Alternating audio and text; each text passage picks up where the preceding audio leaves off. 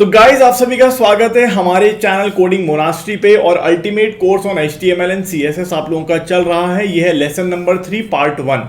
अब lesson number 3 में हम HTML के सारे टैग्स को देखने वाले हैं। बहुत ही इंपॉर्टेंट लेसन होने वाला है और इसलिए मैंने इसको पार्ट्स में ब्रेक कर दिया है, जिससे हम सारे टैग्स को अच्छे से डिटेल में डिस्कस कर सकेंगे।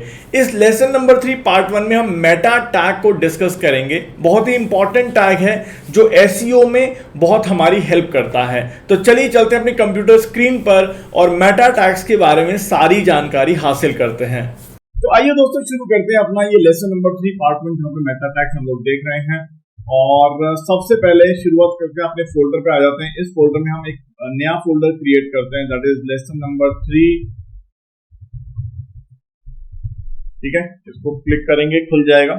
सबसे पहले इस फोल्डर को हम लोग ओपन करते हैं अपने VS कोड में। ठीक है, ओपन एंड VS कोड, हमारा ये VS कोड खुल जाएगा। यहां पर एक फाइल क्रिएट कर लेते हैं, index.html। ठीक है, ये आ गया हमारा फाइल।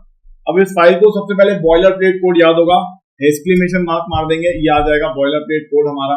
यहाँ पर बहुत सारे मेटा टैग्स हमें ऑलरेडी दिखाई दे रहे हैं। तो सबसे पहले डॉक्यूमेंट का टाइटल चेंज कर देते हैं, अपनी वेबसाइट का टाइटल चेंज कर देते हैं। क्या रखें? लेसन नंबर 3 HTML टैग, क्योंकि लेसन नंबर 3 में हम सारे टैग्स देखने वाले हैं। यहाँ पे देखते हैं, अभी हमारा पार्ट 1 है,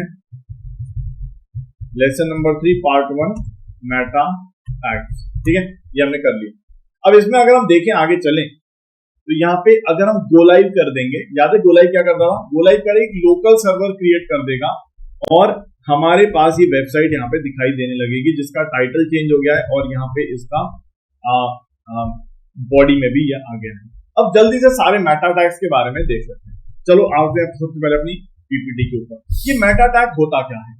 मेटा डेटा, देखो अगर आप गूगल सर्च करोगे ना मेटा डेटा, ये देखो ये लिखा होगा मेटा डेटा। जब आप गूगल सर्च करोगे तो आपको दिखाई देगा कि मेटा डेटा होता है इंफॉर्मेशन अबाउट डेटा। तो हमारा वेब पेज ऑलरेडी एक डेटा होता है, तो मेटा टैग्स हमारे वेब पेज की इंफॉर्मेशन प्रोवाइड करते हैं। तो इसलिए मेटा टैग्स हमारे इंफॉर्मेशन अबाउट डॉक्यूमेंट होता है। ठीक है, अब अगर हम देखें तो ऊपर वाली डेफिनेशन को पढ़ो तो क्या कहता है?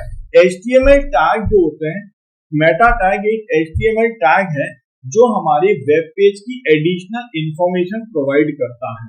ठीक है, किसको प्रोवाइड करता है? ऑब्वियसली ब्राउजर को प्रोवाइड करता है और सर्च इंजन को प्रोवाइड करता है। ठीक है, अब मेटा टैग्स जो होते हैं वो ब्राउजर यूज करता है डिस्प्ले कराने के लिए, सर्च इंजन यूज करते हैं सर्च करने के लिए और अदर वेब सर्विसेज के लिए। ठीक है, जल्दी से सारे के सारे मेटा टैग्स को देखना जो इंपॉर्टेंट है। वैसे तो बहुत सारे टैग्स आप गूगल पे सर्च करोगे, मेटा टैग्स के अंदर बहुत कुछ आता है, लेकिन हम सिर्फ इंपॉर्टेंट चीजों को देख रहे हैं। ठीक है, तो देखो जैसे कि हमारी वेबसाइट है, हमारी वेबसाइट सर्च इंजन में तभी आएगी जब उसके अंदर कुछ कीवर्ड्स ऑलरेडी होंगे। जैसे फॉर एग्जांपल अगर मेरी वेबसाइट है जिसमें मैंने HTML CSS और जावास्क्रिप्ट के ट्यूटोरियल डाल रखे हैं, तो अगर कोई गूगल पे सर्च करेगा HTML CSS, तो सबसे पहले सर्च इंजन क्या करेगा? सारे वेबसाइट्स के कीवर्ड्स को सर्च करेगा। तो अगर जिन जिन के कीवर्ड्स में HTML CSS होगा उनको वो रैंक करेगा ऊपर की तरफ। ठीक है, इसलिए हमें अपनी वेबसाइट में कीवर्ड्स डालने होते हैं वेबसाइट के हेड के अंदर। ठीक है, तो जल्दी से यहाँ पे आ जाते हैं। तो यहाँ पर हम सबसे पहले डालते हैं मेटा, एंटर मारोगे तो अपने आप ये पूरा फिल कर देगा। ठीक है, यहाँ पर हम नेम लिखेंगे इक्वल टू कीवर्ड्स। ठीक है, यहाँ पे कंटेंट कर देंगे, कंटेंट कीवर्ड। हमारी वेबसाइट का कीवर्ड क्या है? जैसे फॉर एग्जांपल अगर मेरी वेबसाइट में HTML CSS जावास्क्रिप्ट ट्यूटोरियल्स, ठीक है, और अपना वेबसाइट का नाम भी डाल सकते हो, जो भी मतलब आपको लगे कि भाई ये मेरी वेबसाइट का कीवर्ड है। जैसे रेस्टोरेंट की वेबसाइट है, यहाँ पे रेस्टोरेंट डाल सकते हो। आपकी कोई फूडिंग वेबसाइट है, कोई डिलीवरी वेबसाइट है, यहाँ पे डिलीवरी डाल सकते हो। जो भी आपको लगता है आपकी वेबसाइट का कीवर्ड है वो आप यहाँ पे डाल सकते हो। तो जब भी कोई गूगल सर्च करेगा उस कीवर्ड को, तो आपकी वेबसाइट वहां पे रैंक करेगी। ये इंपॉर्टेंट है इसकी। ठीक है, तो पहला हो गया कीवर्ड। दूसरा, हमारी वेबसाइट का डिस्क्रिप्शन भी होना चाहिए। जैसे हर एक वीडियो का डिस्क्रिप्शन होता है, वैसे हर एक वेबसाइट का भी डिस्क्रिप्शन होना चाहिए।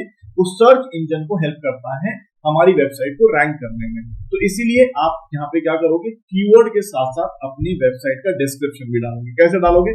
मेटा, एंटर मार दो, यहाँ पर नेम लिख के इक्वल टू कर दो और यहाँ पे डाल दो। नेम के अंदर क्या डालना है हमें? डिस्क्रिप्शन, डिस्क्रिप्शन, ठीक है, डिस्क्रिप्शन, और यहाँ पे कंटेंट के अंदर डाल दो जो भी डिस्क्रिप्शन है, this is the website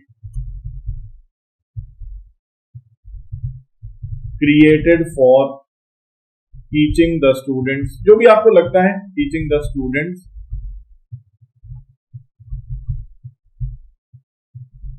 about the HTML, CSS and JavaScript. ठीक है, ऐसे जो भी आपको डिस्क्रिप्शन लगता है 8-10 लाइन का, वो यहाँ पे आप डाल सकते हो।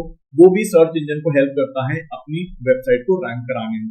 ठीक है, चलो अब ये हो गया, दोनों हो गए। इसके बाद ऑथर ऑफ द पेज, तो यहाँ पर आप अपना नाम लिख सकते हो, या जो भी, वैसे जरूरी नहीं होता ऑथर को लिखना, लेकिन आपको लगता है लिखना है तो लिख सकते हो। ठीक है, क्या करेंगे, मेटा एंटर मार देंगे, नेम इक्वल टू ऑथर। तो अगर आपने कंटेंट को लिखा है, अपनी वेबसाइट आपने लिखी है, तो यहाँ पे अपना नाम डाल, तो मैंने यहाँ पे सिद्धार्थ डाल दिया। ठीक है, तो डाल सकते हो, इसकी वैसे कोई बहुत ज्यादा जरूरत नहीं होती।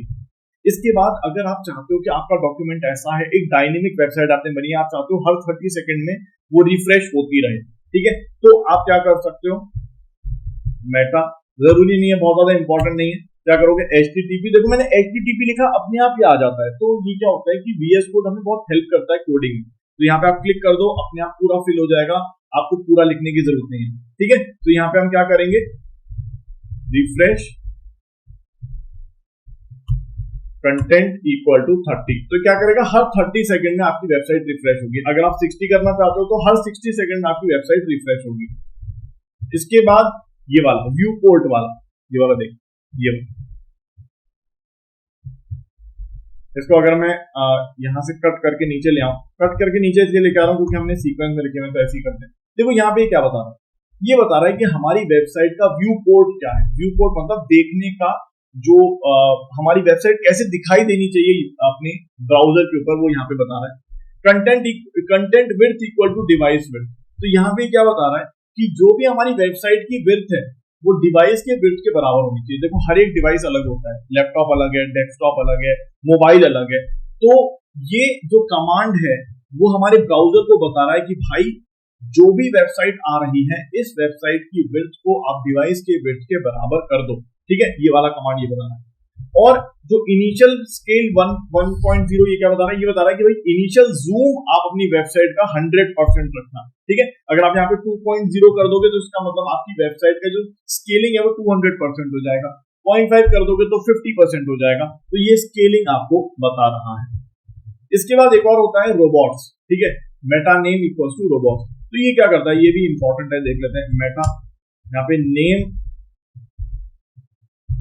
इक्वल टू रोबोट्स, तो ये क्या करता है, जो भी हमारे बॉट्स होते हैं ना, सर्च इंजन के बॉट्स होते हैं, वहां पर अगर आप चाहते हो कि वो बॉट्स आपकी वेबसाइट को फॉलो करें, वहां पर आपकी वेबसाइट रैंक करे, इंडेक्स करे, तो यहां पर आप क्या डाल दोगे, content equal to index follow.